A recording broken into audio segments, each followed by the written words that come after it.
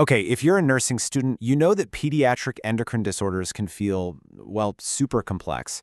This system is basically the body's conductor, controlling everything from how a child grows, to their mood, to their blood sugar.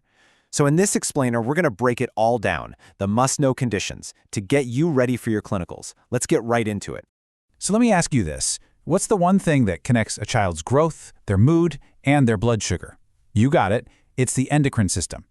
The best way to think about it is like the body's own internal messaging service, or maybe a better analogy is an orchestra of glands and hormones. And when just one of those instruments is out of tune, believe me, the whole performance can fall apart. And who's the conductor of that orchestra? That would be the pituitary gland, which is why we often call it the master gland. So that's exactly where we're going to start. We're going to look at what happens when the signals for growth and for fluid balance get all messed up. First up, we've got growth hormone deficiency, or GHD.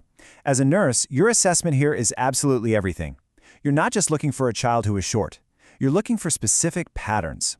Is the child growing less than 2 inches a year? Do they have what we call a cherubic appearance, kind of round-faced and younger looking? These are the big clues that the pituitary gland just isn't sending out enough growth hormone. So what do we do about it? Well, once it's confirmed with something like a bone age X-ray, the main treatment is a manufactured growth hormone called somatropin. And it's really important to know that the best time for treatment is before those growth plates close. Now, this is where you, the nurse, becomes so important. It's all about education, teaching the child and their family how to do these daily subcutaneous injections, empowering them to take control of this at home. Now, let's flip the coin and look at the other extreme, growth hormone excess. It's way rarer, but boy, are the signs dramatic. Just look at the images here. This can cause features of something called acromegaly. You'll see things like enlarged hands and feet, and their facial features can start to look more coarse. These are the powerful visual cues that you're going to be assessing for, and they're often caused by a tumor on the pituitary. So for growth hormone excess, your nursing priorities are crystal clear. You're going to be monitoring their growth, looking for trends that are tracking way above the 95th percentile. You'll check for high IGF-1 levels in their labs. But honestly, the most important thing you're going to do is educate that family.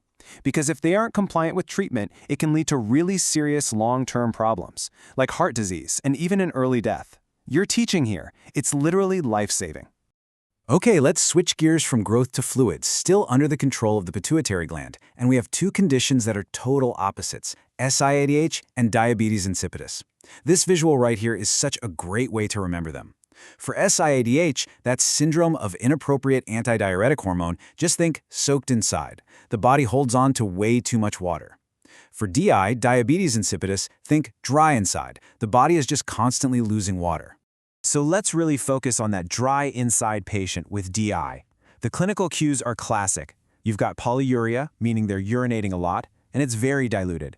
And then you've got polydipsia, this really intense, unquenchable thirst. Because the body is losing so much water, the blood gets super concentrated, and that leads to hypernatremia, a dangerously high sodium level, usually over 150. A great clinical pearl for an infant is irritability that can only be soothed by water, not by milk or formula. So what's our game plan for DI? It's pretty straightforward. You'll be on top of strict I's and O's, monitoring them like a hawk. The go-to medication is D-Day-VP, which is a synthetic version of that antidiuretic hormone, and it's often given as a simple nasal spray. But here's the key teaching point for families. If their kid has a bad cold or is all stuffed up, that spray isn't going to get absorbed right, and they have to know to use a different route. This slide right here really just boils it all down. It all comes back to antidiuretic hormone, ADH, and what it does to sodium. In SIADH, you have way too much ADH. The body holds on to water, which dilutes the blood and gives you low sodium. In DI, you don't have enough ADH, so the body loses water, which concentrates the blood and gives you high sodium. See? They're literally two sides of the same hormonal coin. All right, now for our soaked inside patient with SIADH, you're going to see oliguria, which means very little urine is coming out, even though they're overloaded with fluid. You'll be assessing for signs like crackles in the lungs or jugular vein distension. But here's the really dangerous part. As the body holds on to water and that sodium level drops, the risk to the brain skyrockets. If that sodium gets below 125, the risk for seizures is incredibly high, which means seizure precautions immediately become a top nursing priority. Okay, let's move on from the pituitary. We're now going to look at the glands that basically act as the body's thermostat and its stress response system, the thyroid and adrenal glands. And here's another awesome mnemonic for you. When it comes to the thyroid, think low and slow for hypothyroidism. Everything in the body just slows way down. And for hyperthyroidism, think hot and high. The body's engine is just revving way, way too fast. And these opposites show up in everything from their heart rate and their mood to whether they can't stand being hot or cold. So what you find in your assessment is really going to depend on when it started. Congenital hypothyroidism is usually caught on the newborn screen, and you'll see signs like an enlarged tongue or lethargy. But for acquired hypothyroidism, which can develop later, a huge clue might be a sudden drop in their grades at school, along with the more classic stuff like being tired all the time or being super sensitive to cold. Now, the treatment for hypothyroidism is lifelong hormone replacement with levothyroxine. But one of the most critical things you will ever teach a family is to recognize the signs of myxedema. This is a full-blown medical emergency caused by dangerously low thyroid levels. It can lead to things like non-pitting edema, a swollen tongue, and even a coma. So they have to know how to spot those early signs. On the flip side, with hyperthyroidism, often from something called Graves' disease, you'll see restlessness, a super fast heart rate, and that classic sign of bulging eyes, which we call exophthalmos. And just like hypothyroidism has its crisis, hyperthyroidism has thyroid storm, an absolute life-threatening emergency where all the body's systems just go into complete overdrive. Okay, on to the adrenal glands with congenital adrenal hyperplasia, or CAH. So here's the deal with CAH. The body can't make cortisol. The pituitary gland tries to fix this by screaming at the adrenal glands to work harder, but all that does is make them pump out a ton of androgens instead. In baby girls, this can show up at birth as ambiguous genitalia, but for all babies with CAH, the immediate danger is an adrenal crisis, which can cause severe dehydration and shock. If you remember one single thing about teaching for CAH, please make it this: stress dosing. See, a healthy body makes extra cortisol when it's stressed, but these kids can't do that. So families absolutely must be taught to double or even triple the daily steroid dose anytime the child is sick, injured, or is having surgery. This one action prevents a life-threatening adrenal crisis. It's that important. All right, for our final section, we're going to tackle one of the most common endocrine disorders you'll see in pediatrics, the very complex story of diabetes mellitus. First things first, let's get the fundamental difference straight. In type 1 diabetes, it's an autoimmune reaction that literally destroys the cells in the pancreas that make insulin.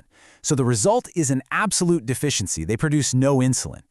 In type 2, the pancreas is still making insulin, but the body's cells have become resistant to it, so it just doesn't work the way it's supposed to. Check out the images here. This shows a huge physical clue for insulin resistance. It's called acanthosis nigricans. It's that dark, almost velvety-looking pigmentation you'll often find on the back of the neck or in the armpits. When you see this on a child, especially one who has a high BMI, your nursing brain should light up and immediately start thinking, risk for type 2 diabetes? So we've covered a ton of ground, right? We've gone through several key conditions. Now, let's bring it all home with the nurse's playbook. Because your role in managing all of these endocrine disorders always comes back to two foundational pillars: a really thorough assessment and truly effective education. Everything, and I mean everything, starts with a comprehensive assessment. You're not just taking vitals and checking boxes. You're a clinical detective. You're looking at the whole picture, from family history and growth charts, all the way to subtle little cues like skin changes or even unusual body odors. A really solid endocrine workup is built on finding all those little details. And we'll end on what is truly the cornerstone of managing these chronic disorders: education. Look, just asking, "Do you understand?" is never, ever enough. The gold standard is using the teach-back method. So I'll leave you with this question. How would you do it? What's one question you could ask a parent to get them to explain stress dosing back to you, or to actually show you how to drop insulin? How can you truly confirm that they are ready to manage this safely at home? Answering that, well, that's the art of nursing.